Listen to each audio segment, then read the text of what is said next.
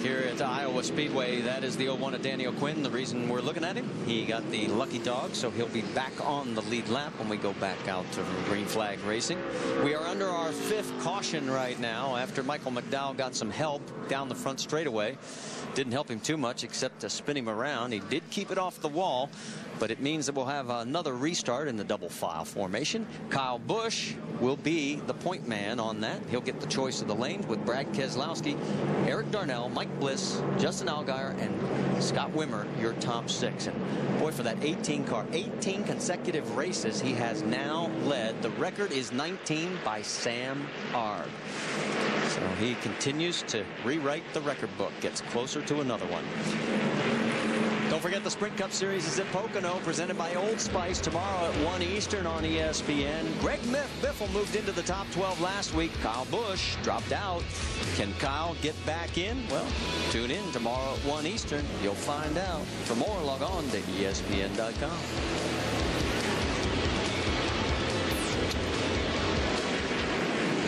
While we were in commercial break, the 66 of Stephen Wallace did pit, and Randy, they made some major changes. Well, I think what they did was they went back to where they were at. It looked like the first pit stop they did, they made a huge change, and the car got very loose. They come back, they dropped the track bar, put some grip back in that left rear spring, and let it eat. Let's get an update on the 66 from Rick DeBrule. They had a cut rear tire. That was the problem. So now they've made all the adjustments, and the question is, having made all those adjustments based on the fact that they had this problem, does the fact that it's a cut rear tire change all that? So it's one of those, they're not quite sure what they've done. Well, we're about to find out. As you can see them looking at the tire. He's back in 24th position right now. Pace car is getting ready to pull off. Kyle Busch is taking the outside. We're back to green flag racing here at Iowa Speedway.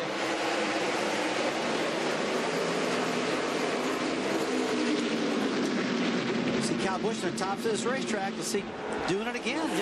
Kyle just loves the top of these tracks. I love watching him on these restarts. He just sets sail, gets gone. He'll definitely go where nobody else goes. That's for sure. That's the story right there. He'll just take it where if somebody's there, he's going to go around him, inside, outside. He doesn't care. And he usually gets it done on the first 2 or 3 laps of his restarts. On board with Brad Keselowski. Meanwhile, we can tell you that Eric Darnell fell back a couple of spots on that restart. And these two are trying to check out on the rest of the field. And look at Scott Wimmer. He's using that high lane as well. He has moved up to 3rd, gotten around Mike Bliss. So Wimmer going to try and catch up to the 2 up front, see if he can make it a 3-car battle. Well, Brad Keselowski and him, those are team cars out of the same junior motorsports shop. So you know those guys are very similar. And more than, as you see on the racetrack, they do run it. Back on board with Brad Keselowski. These guys are settled in right now, Marty. They're understanding what they need for tire pressure. Some of the guys made mistakes, like Stephen Wallace. They're getting that stuff fixed. He had a flat tire. A lot of guys are knowing what they need to do right now, and the track is definitely changing as this race goes on. More rubber getting down on it. As we see the 99 and Jason Keller, you've got to give a heads up to Jason Keller and that race team. They're out of Nashville. They don't have all the technology that they have in Charlotte. That Kleenex car is running pretty good. You can see Keller right now as he is in the 8th position, just a few spots behind. Pick up Kevin Harvick in 10th, and then drop back just a little bit further behind the 38 of Jason Leffler. There comes the 60 of Carl Edwards with Kelly Byers on his hip. And then 62 of Brendan Gaughan's going to try and make it 3 wide. He's running that high side. He said he's going to get that thing grooved in. He'll be up there all in the afternoon, later this afternoon, that's for sure. Brendan Gaughan just loves running the top of the track, whether he runs the Truck Series or whether he runs the NASCAR the Sprint Cup Series or the Nationwide. He's just one of those top feeders, I call it. He's closer to the wall. He won't hit it as hard. Well, and Carl, if you remember, as he looks underneath again, told our guys before the start of the race, he felt that the low line was better for his car based on what he felt on Thursday when he had that 6-hour practice session. And that's where he's been basically living all day. Look at this. This could be interesting. Whoa! Byers slides up in front of the 62. That's something. I've always been a bottom feeder. I always loved running the bottom. I tell my kids that yellow line is your friend through the center of the corner. The closer you get your car to work on the bottom, it'll work anywhere. Randy, I got to agree with you. Every time I race, I love the bottom side of the racetrack. And if I got at the very top, I felt, man, if this car slips just a little bit, I'm going to clobber that wall. But a lot of guys don't care about it. They like Get up there, just let her run.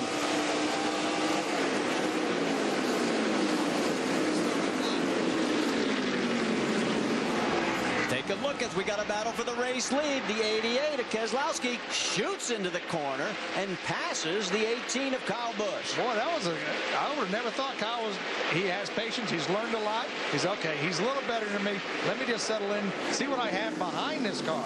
You know, the 88 car didn't run that last practice session. We might have talked about that earlier in the broadcast. The very last one last night from 5 to 6 o'clock, he didn't even go out there. I really thought that was a wrong move, but it looks like it's working for him. You think Kyle Busch is just saying, I want to see what my car does behind him? No, I don't think so. I think Kyle Busch wants to lead every single lap he can. I think the 88's just faster right now, Randy. Well, remember also the Dash for Cash. There's another $50,000 bonus for the guy who scores the most points in these 4 races. Guess who's first and second in this deal?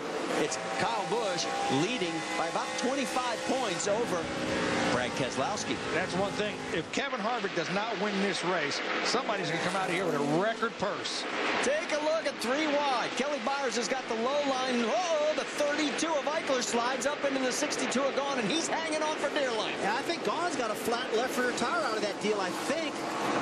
I believe I saw the fender get it. There it is. Yeah, you're right, Rusty. He's got a problem. The 32 got in his left rear. Oh! And now he gets spun around.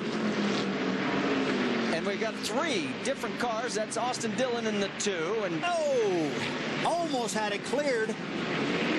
And that's Stephen Light in the 29. How did he get mixed up in this? And believe it or not, the 62 is not really tore up too bad out all that spinning around. If they can get back to pit road, the 29 and Brendan Gaughan, they're going to be okay. That's one of the hardest things. When you're coming down and you cut a tire, exiting a corner, you really don't feel anything until you get to the next corner. Flat left rear tire, boys, hang on. Well, just about the time I thought we're going to see some really cool 3-wide racing. I saw the 32 car of Brian Eichler just barely touched that left rear tire and it blew it out. Look at the damage on the left rear quarter panel on the 29 of Stephen Light. Take another look. Here's what's happened. So the left rear tire's gone on Gaughan's car. It's out of there. He's holding on for dear life at this point. A couple guys get around, and there is, oh, the 2 Childress cars crash into each other. Austin Dillon, Stephen Light. And it was Ken Butler in the 23 that sort of triggered all this. As watch again, watch the 23 come in and just clip the end. As there it is. The 23 goes up, and then the 2 car, the 29 car, the 2 car was almost in the driver's net of the 29 car. And this is how it all started. Take a look. They get down into the 32 car. Brian Eichler gets a little bit loose, chases up the racetrack, and it just probably knocked the valve out of the left rear wheel. Now, the tailpipes in these cars, guys, stick out about 1 inch past the outside of the body, and it looks like that got into the left rear tire of Brendan, but I could not believe the spin that Brendan had and didn't hit the wall on the outside. Rick, what's going on?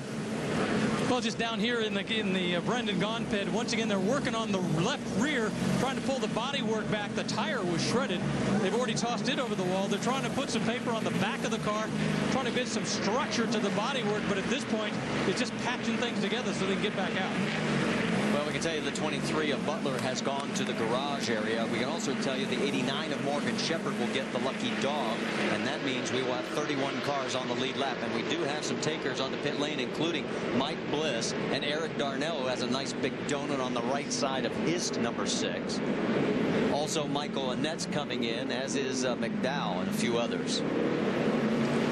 One of the things I seen when the 2 and the 29 got tangled up, the back end of the 2 car went into the side of the 29 car.